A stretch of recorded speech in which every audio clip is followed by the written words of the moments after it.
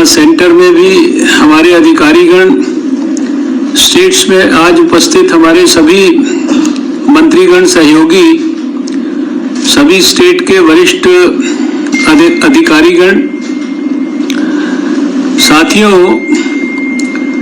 हम लोग लगातार वीडियो कॉन्फ्रेंसिंग के माध्यम से और टेलीफोन के द्वारा एक दूसरे के साथ संपर्क में हैं। अधिकारी लेवल पर भी हम सब एक दूसरे के साथ संपर्क में हैं। लगभग जब भारत में कोविड के खिलाफ जंग लड़ने के लिए तैयारियां शुरू हुई थी, उस समय से लेकर और आज तक लगभग 3.5 महीने हो चुके हैं।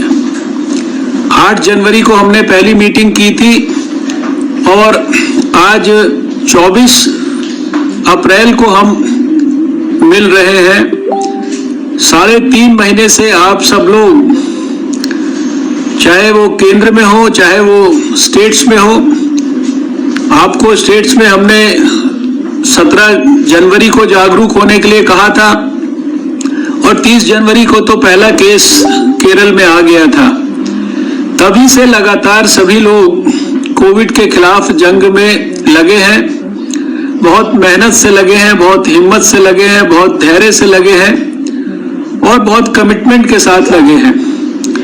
इसके लिए मैं आप सबको हृदय की गहराइयों से बहुत बहुत बधाई देता हूं और आपकी ये जो मेहनत है, ये धीरे धीरे निश्चित रूप से रंग ला रही है।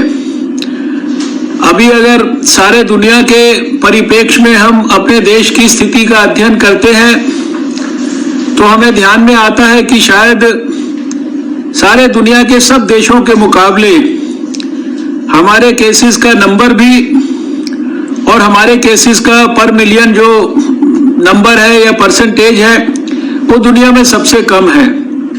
हम मॉर्टेलिटी की बात करते हैं तो हमें ध्यान में आता है कि हमारी मॉर्टेलिटी दुनिया में 3% के आसपास सबसे कम है। हम अपने रिकवरी रेट की बात करते हैं तो हमारा रिकवरी रेट भी जो है वो बहुत अच्छा है, दुनिया के मुकाबले हम बहुत बेहतर हैं। अगर मार्च के महीने में लगभग 1 महीना 35 दिन पहले अगर हमारा डबलिंग रेट 3 के आसपास 3 दिन था तो आज हमें इस बात की खुशी है कि हमारा डबलिंग रेट वो आज 9 के आसपास है। बाकी सब म्यूट कर लो। मेरा रिक्वेस्ट है कि सभी लोग अगर अपना माइक म्यूट कर लेंगे तो हमको सबको आसानी रहेगी। जैसा मैंने कहा कि आज हमारा डबलिंग रेट भी वो 9 के आसपास है। सबसे बड़ी बात यह है कि सारे देश में कहां पर बीमारी है, कहां पर हमारा दुश्मन है, किस इलाके में वो कितना एक्टिव है, उसकी हमारे पास संपूर्ण जानकारी है सारे देश के पास। और हमको अब तक ये भी पता लग गया है कि उस दुश्मन से निपटने के लिए उस क्षेत्र में हमको क्या क्या करना है। सारे देश को हमने उन जिलों में बांटा है जहां कोई केस नहीं हुआ है, हमने उन हॉटस्पॉट्स में बांटा है जहां 15 से ज्यादा या 15 से कम केसेस हैं और डिस्ट्रिक्ट्स में जहां की 1 आध 2-3 केसेस हैं और जहां 15 से ज्यादा हैं और जहां 15 से कम है उसके लिए भी हमारी जो स्ट्रैटेजी है वो वेल डिफाइंड है। इसलिए हम शायद पिछले काफी समय से, आज भले ही कोई स्थानों पर केसेस के नंबर बढ़ रहे हों, लेकिन हम इस बीमारी को कंट्रोल करने के लिए एकदम बेहतर स्थिति में हैं। इसलिए सबसे पहला तो मेरा आप सबसे ये अनुरोध है कि अपने कॉन्फिडेंस को बनाए रखें और जो कंटेनमेंट की, सर्वेलेंस की स्ट्रैटेजीज हैं उसको बहुत मेटिकुलस तरीके से हम उसको बहुत गंभीरता से उनको फॉलो करें। सभी स्वास्थ्य मंत्रियों से भी हमारा अनुरोध है कि वो उसको स्वयं मॉनिटर बहुत डिटेल में करें। हमारे सर्वेलेंस ऑफिसर्स, हमारी मेडिकल कॉलेज के द्वारा सपोर्टेड रैपिड रिस्पांस टीम्स, और जहां जहां ज्यादा तकलीफ है वहां विशेष रूप से हमने केंद्र की तरफ से भी अपने वरिष्ठ अधिकारियों को, डॉक्टरों को भी आपके सहयोग के लिए भेजा है। आपके ऊपर कोई मॉनिटर बनाकर नहीं भेजा है, लेकिन आपके सहयोग के लिए, आपकी हैंड होल्डिंग के लिए भेजा है, ताकि हमें भी ये फीडबैक मिले कि हम आपकी और बेहतर किस तरीके से मदद कर सकते हैं। जैसे जैसे आप जानते हैं कि टेस्टिंग की प्रक्रिया को भी हम लोगों ने और अधिक मजबूत किया है। लगभग 5.5 लाख टेस्ट आज देश में हो चुके हैं। लेकिन सबसे अच्छी बात यह है कि टेस्टिंग बढ़ाते जाने के बावजूद भी हमारे जो पॉजिटिव केसेस हैं उनकी संख्या 3-4% से ज्यादा नहीं बढ़ रही है। इसलिए बहुत विश्वास के साथ मैं आपके साथ ये बात कहना चाहता हूं कि सब एक्सपर्ट्स से बात करने के बाद भी, क्योंकि ये हम सब के मन में भय रहता है कि कहीं हम स्टेज 3 में तो नहीं चले गए हैं, लेकिन हम निश्चित रूप से अपने देश को स्टेज 3 में जाने से अभी तक आप सबके सद प्रयासों से उसको बचाकर रख पाए हैं। हाँ, ये जरूर है कि हमें अपने क्लस्टर्स, हमारे इलाके, हमारी तकलीफ कहाँ कहाँ है, इसकी विशेष रूप से जानकारी है। और इस नाते इस फोकस्ड अप्रोच के साथ अगर हमने आने वाले कुछ सप्ताहों में काम किया, लॉकडाउन हमारे को निश्चित रूप से हेल्प कर रहा है। लॉकडाउन के बारे में कुछ स्थानों पर लॉकडाउन में रिलैक्सेशंस दी गई हैं, लेकिन मेरा स्वास्थ्य मंत्रियों से विशेष रूप से यह अनुरोध है कि आप लॉकडाउन की गाइडलाइंस को और लॉकडाउन के रिलैक्सेशन के कारण हमारे को कहीं पर नुकसान तो नहीं हो रहा है, उसको स्वयं व्यक्तिगत तौर पर मॉनिटर करिए और अपने अपने स्टेट की लीडरशिप को उसके संदर्भ में आप गाइड करिए। कुछ स्टेट्स ने लॉकडाउन को बहुत ज्यादा गंभीरता से उसका पालन कराया है, और अगर मैं जैसे उत्तर प्रदेश के मुख्यमंत्री जी का नाम लूं, इसका मतलब ये नहीं है कि बाकी लोगों ने नहीं किया, लेकिन उन्होंने बहुत गहराई से, बहुत ज्यादा सख्ती के साथ, जिसे कहते हैं कि एक्सट्रीम लेवल पर जो है उसको पालन कराने का प्रयास किया। उसी लेवल का जो एक शक्ति है, हमको लगता है कि वो सारे देश के अंदर सब लोगों को करनी चाहिए। तो आपके स्टेट्स में जहां जहां इसकी कमी है उसको आप पूरा करें। अभी 350 के करीब हम लोगों ने देश में लैब्स स्थापित कर दी हैं, प्राइवेट और सरकारी मिलाकर। ये अपने आप में एक बहुत बड़ी अचीवमेंट है हमारे भारत के लिए। आप जानते हैं कि एक लैब से हम लोगों ने अपनी यात्रा शुरू की थी। अभी इस समय हमारे सारे देश में और विशेषकर स्टेट्स का भी एक कंसर्न है। एक एंटीबॉडी टेस्ट के संदर्भ में एक जो है बहुत बड़ी डिबेट चल रही है। मैं इसके बारे में इतना ये जरूर कहना चाहता हूं कि जिस प्रकार से एक ये 3 या 4 महीने इस वायरस की आयु है, और इस वायरस के संदर्भ में बहुत सारी नई नई जो रिसर्चेस, डेवलपमेंट्स जो है वो होती हैं, तो जब से ये पता लगा है कि इसके खिलाफ भी एंटीबॉडीज शरीर में बनती हैं, तो बहुत स्थानों पर उन एंटीबॉडीज को डिटेक्ट करने के लिए और उसको हमारे सर्वेलेंस को मजबूत करने के लिए, हमारा जो स्ट्रैटेजी है उसको आगे बढ़ाने के लिए, एंटीबॉडी टेस्ट को प्रयोग करने के लिए कई प्रकार की चीजें विकसित हुई हैं। कई देशों ने उनको थोड़ा बहुत इस्तेमाल किया है, लेकिन अभी जैसे एक सरकार की जिम्मेदारी होती है कि कोई भी नई चीज व्यवस्था में आती है तो वो उसका मैक्सिमम लाभ अपने समाज को देना चाहती है। वही सोच हम लोगों की भी रही है। इसलिए हम लोगों ने भी बहुत सारी किट्स को जो है देश के लोगों के लिए तुरंत उपलब्ध कराया, और फिर जब किट्स को उपलब्ध कराया तो उनके इस्तेमाल के लिए एक स्ट्रैटेजी बनाई और उस स्ट्रैटेजी को आप सबके साथ शेयर किया। आपको सबको कहा कि इनको हॉट स्पॉट्स के अंदर इन किट्स का इस्तेमाल करना है, इन एंटीबॉडी टेस्ट को वहां पर इस्तेमाल करना है। और फिर जब इस टेस्ट को करना आप सब लोगों ने शुरू किया तो अलग अलग स्थानों से अलग अलग किस्म के हम लोगों को फीडबैक मिले। किसी स्थान ने हमारे को ये फीडबैक दिया कि इसके अंदर हमें 5% की सफलता मिल रही है, तो दूसरे स्थान पे 71% की भी बात आई, कहीं पर 30% की बात आई। यानी एक प्रकार से एंटीबॉडी टेस्ट या उसकी जो किट है जिसका इस्तेमाल हम कर रहे हैं उसकी कितनी उपयोगिता है, इसके बारे में प्रश्न चिन्ह खड़े हुए।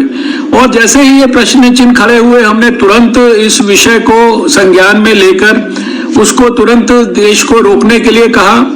और आईसीएमआर ने अपने जो 8-10 लैब्स हैं वहाँ वो एक्सक्लूसिवली पिछले 2-3 दिन से इसके बारे में जो है कंट्रोल्ड जो है टेस्ट कर रहे हैं। आज या कल में वो इसके जो उनके नतीजे हैं उनको जो है संकलित करने के बाद हमारी आगे की क्या रणनीति होनी चाहिए उसके बारे में सारे देश को सूचित करेंगे। क्योंकि अगर तो कोई चीज किट की खराबी के कारण है तो निश्चित रूप से मैं आपको विश्वास के साथ कहना चाहता हूं कि चाहे किट चाइना की हो चाहे कहीं की भी हो, वो किट को तुरंत वापस किया जाएगा। हमने अभी इन किट्स के पैसे भी नहीं विदेश में जो है दिए हैं और उसके बदले अगर ये किट्स की उपयोगिता है तो उसके बदले दूसरी किट्स ली जाएंगी। और बाकी इस टेस्ट के बारे में अभी भी, क्योंकि कल शाम को भी मैंने सारे दुनिया के सभी स्वास्थ्य मंत्रियों के साथ वीडियो कॉन्फ्रेंसिंग हमारे WHO के फोरम पे की है और वहां पर ये कई स्वास्थ्य मंत्रियों के द्वारा प्रश्न विश्व स्वास्थ्य संगठन से पूछा गया और विश्व स्वास्थ्य संगठन का भी अभी तक भी इसके बारे में, टेस्ट के बारे में वो नॉन कॉमिटल है। उनका ये कहना है कि इसको रिसर्च पर्पस से, इसको एपिडेमियोलॉजिकल सर्वे के एंगल से इस टेस्ट को निश्चित रूप से किया जा सकता है, लेकिन अभी उसके बारे में वो भी एक डिटेल्ड अपनी गाइडलाइंस जो है वो प्रस्तावित उनकी है, वो उसको रिलीज करने वाले हैं। तो इस टेस्ट के बारे में जैसा कहा कि भाई अभी आप अपने इस टेस्ट के संदर्भ में कोई अपने मन में और फील्ड में कोई हाइप ना रखें, ना बनाने की कोशिश करें। जैसे आईसीएमआर की गाइडलाइन आपको नेक्स्ट मिलती है उसके संदर्भ में आप उसके बारे में आगे बढ़ें। एक विषय जो हेल्थ सेक्रेटरी महोदय ने भी बहुत हाईलाइट किया है, even at the cost of repetition, मैं जरूर आपसे कहना चाहता हूं कि ये जो हमारे डॉक्टरों के साथ और स्वास्थ्य कर्मियों के साथ जो एक प्रकार से अन्याय हो रहा है, उनका हैरेसमेंट किया जा रहा था और इसी प्रकार से कई स्थानों पर जो कोविड के मरीज हैं उनके साथ भी ये स्टिग्मा का इशू आ रहा है कि वो घर में वापस जाते हैं या उनका कोई क्वारंटाइन सस्पेक्टेड पेशेंट्स का होता है तो उनको जो है समाज को जिस प्रकार का व्यवहार करना चाहिए वो नहीं कर रहा है। इसके संदर्भ में मैं चाहता हूं कि आप सब लोग भी लगातार इस विषय को अपने जो स्टेट में अपने बयान के द्वारा इस विषय को ठीक प्रकार से, ठीक पर्सपेक्टिव में हाईलाइट करें। आप जानते हैं कि इसकी गंभीरता को संज्ञान में लेते हुए ऐसे 18-19 केसेस पूरे भारत में हुए जहां की डॉक्टरों की, नर्सिस की, उनके साथ जो है फिजिकल वायलेंस और ये सारी चीजें हुई। तो अभी हमारे कैबिनेट ने जो 1899-97 का जो एपिडेमिक एक्ट है उसके अंदर एक अमेंडमेंट करके इस बात को सुनिश्चित किया है कि किसी भी एपिडेमिक के दौरान अगर किसी हेल्थ प्रोफेशनल के साथ किसी भी प्रकार का हैरेसमेंट, दुर्व्यवहार या वायलेंस की घटना होगी तो उसके शिकायत होने पर 1 महीने के अंदर अंदर SHO लेवल का अधिकारी उसको इन्वेस्टिगेट करेगा और 1 साल के अंदर अंदर 7 साल तक की सजा जो है उसके अंदर दी जा सकती है। उसकी उस प्रकार से बहुत सारी डिटेल्स हैं। तो कानून के माध्यम से भी इस विषय को संज्ञान में लिया गया है। इसको भी आप अपने अपने प्रदेश में इसको जो है निश्चित रूप से सारे डॉक्टरों के बीच में बताएं। जैसा मैंने पिछली बार भी कहा था कि केंद्र सरकार ने इनिशिएटिव लेकर अपने जो सारे देश के स्वास्थ्य कर्मी हैं उनका 50-50 लाख रुपए का बीमा जो है इसके लिए कराया है। इवन जो ग्रास रूट पर हमारी आशा वर्कर्स हैं वो उस लेवल तक, और जो डॉक्टर्स प्राइवेट में भी अगर कोविड के मरीज का इलाज कर रहे होंगे और स्टेट गवर्नमेंट्स एंडोर्स करेंगी तो उनका भी जो है इस प्रकार से जो है वो बीमा सुनिश्चित होगा। PPEs, N95 मास्क, आने वाले समय में वेंटिलेटर्स, जो नेसेसरी दवाइयां हैं उन सब के बारे में हम लोगों ने अपनी स्थितियों को पहले से बहुत ज्यादा सुधार लिया है।